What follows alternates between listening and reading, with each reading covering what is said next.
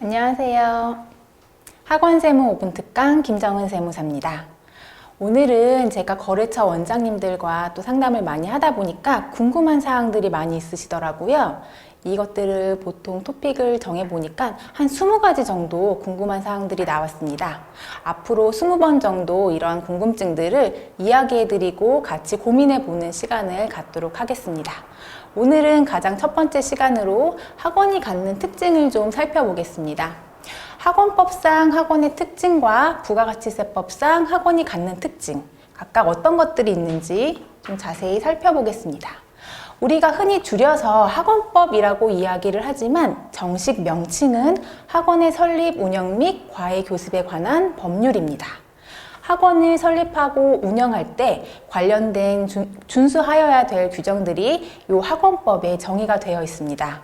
그래서 그 관련된 그 요건들을 준수하지 않으면 이에 대한 과태료나 벌금 등 행정처분이 있을 수 있습니다.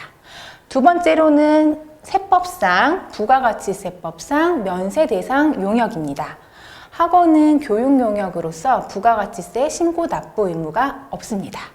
그 예외적으로 신고 납부해야 되는 경우가 있긴 하지만 일반적으로는 면세 대상 용역이라고 생각하시면 되시고요. 세 번째는 근로기준법입니다. 요즘 아주 핫 이슈죠. 학원 강사분들이나 알바분들, 그 다음에 채점 선생님, 통학버스 도우미분들, 학원에서 근무하는 많은 근로자들이 있는데 이들이 과연 근로자인가 아닌가에 따라서 근로자의 지위를 갖고 있을 때 지급해야 되는 퇴직금과 각종 수당들이 있습니다. 이 부분도 조금 고민을 같이 해보셔야 되는 부분이에요. 좀 더 자세히 살펴보겠습니다. 먼저 학원의 설립, 운영 및 과외 교습에 관한 법률에 따르면 학원은 일정한 요건을 갖춰서 등록을 하게 되어 있습니다.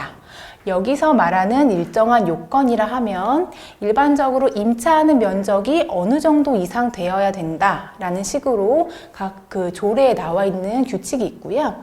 이러한 것들을 준수하지 않았을 때 벌금, 과태료 또는 행정 처분까지 있을 수 있습니다. 최고 등록이 말소되는 경우까지 있기 때문에 학원을 운영하시는 여러분들은 꼭 숙지하고 계셔야 되는 부분입니다. 두 번째는 부가가치세법상 면세 대상 용역이라는 점입니다. 그 법조문을 찾아보면 이렇게 나와 있습니다. 주무관청의 허가 또는 인가를 받거나 등록된 학교, 학원, 교습소 등이 제공하는 교육 용역은 면세 대상 용역이다. 면세라 하면 소득세가 면세라는 뜻은 아니고요. 우리가 부가가치세라고 해서 그 일반 과세자들이 6개월에 한 번씩 신고하는 것들이 있거든요. 학원 원장님들은 이런 신고 해본 적이 아마 없으실 거예요. 면세 용역이기 때문에 부가가치세 신고 납부 의무가 없습니다.